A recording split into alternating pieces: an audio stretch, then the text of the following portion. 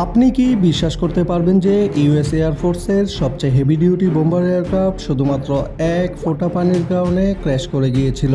শুধু তাই নয়, আজকের ভিডিওতে মানুষের করা 3টি এমন ছোট ভুল সম্পর্কে জানবেন যেই ভুলগুলোর জন্য লাখ কিংবা কোটি নয় বরং বিলিয়ন বিলিয়ন ডলারের ক্ষতি হয়েছিল, কিন্তু ভুলগুলো ছিল খুবই ছোট।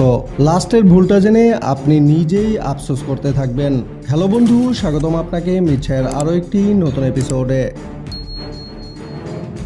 নাম্বার 3, B-2 বোম্বার এয়ারক্রাফট আমেরিকার হ্যাভি স্ট্র্যাটেজিক এয়ারক্রাফট। 23 ফেব 2008-এ মাইক্রোনেশিয়ার গোয়াম এয়ারবেস থেকে B-2 বোম্বার টেক অফ তো হয়, কিন্তু কিছু ফুট ওপরে উঠেই তা আচমকা ক্র্যাশ করে মাটিতে আছড়ে পড়ে। 5100 ঘন্টা একদম পারফেক্ট ফ্লাইট করা এই ক্রাফট এক মুহূর্তে আবর্জনার স্তূপে পরিণত হবে তা কারো কাছে বিশ্বাস হয়নি। অবশেষে ইনভেস্টিগেশনে জানা যায় যে এয়ার প্রেশার সেন্সরের ওপর বৃষ্টির পানির এক ফোঁটা পানি পড়েছিল, যার ফলে টেক অফ করার পরপরেই সেন্সর মেইন কন্ট্রোল বোর্ডকে সিগন্যাল দিতে পারেনি। শুধুমাত্র এক ফোঁটা পানি এত বড় বোম্বার ক্রাফটের ব্যালেন্স আউট করে দেয়, ফলে ক্রাফটটি জমিনের উপর আছড়ে পড়ে। কিন্তু সৌভাগ্যবশত দুই পাইলট ক্রাফট থেকে নিজেদের ইজেক্ট করে নিজেদের জীবন বাঁচাতে সক্ষম হয়। যদি টেক অফ করার আগে সেন্সরকে ভালো করে পরিষ্কার করা হতো তাহলে $2 বিলিয়ন ক্ষতি হতো না।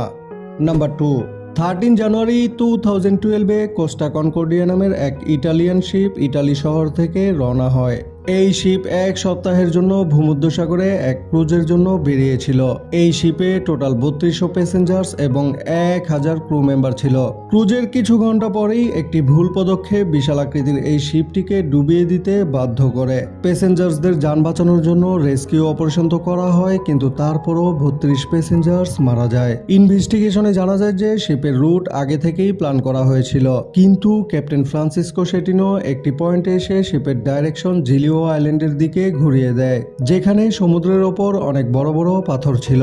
দুর্ভাগ্যবশত এমনই এক পাথরের সাথে কোস্টা কনকর্ডিয়ার সংঘর্ষ হয়, যার ফলে শিপের লেফট সাইড ড্যামেজ হয়ে গর্ত তৈরি হয়, আর দেখতে না দেখতেই শিপটি পানিতে তলিয়ে যায়। এই শিপটি বানাতে টোটাল $612 মিলিয়ন খরচ হয়, কিন্তু এই ঘটনায় টোটাল $2 বিলিয়ন ক্ষতি হয়। অর্থাৎ যে খরচ এই শিপটি বানাতে হয়েছিল তার থেকেও 3 গুণ বেশি, যার মধ্যে যাত্রীদের ক্ষতিপূরণ, শিপকে ওখান থেকে সরানোর খরচ এবং শিপকে স্ক্র্যাপ করার খরচও এর মধ্যে ছিল।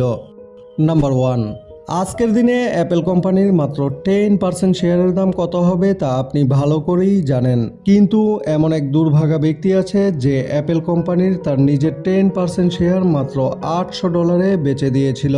স্টিভ জবস এবং স্টিভ ওজনিয়াকের সাথে সাথে আরেক ব্যক্তি ছিল যে অ্যাপেলের ফাউন্ডার্সের তালিকায় ছিল, আর সে ছিল রন ওয়াইন।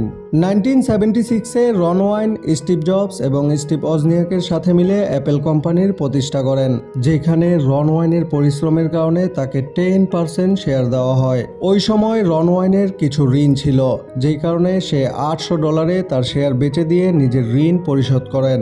কিন্তু আজ ওই শেয়ারের বাজার মূল্য $120 বিলিয়ন। অর্থাৎ যদি রন ওয়াইন ওই শেয়ার বেচার ভুল না করত তাহলে সে আজ দুনিয়ার 5ম ধনী ব্যক্তি থাকত। আশা করি মিচ্ছার আজকের ভিডিওটিও আপনার কাছে ভালো লেগেছে।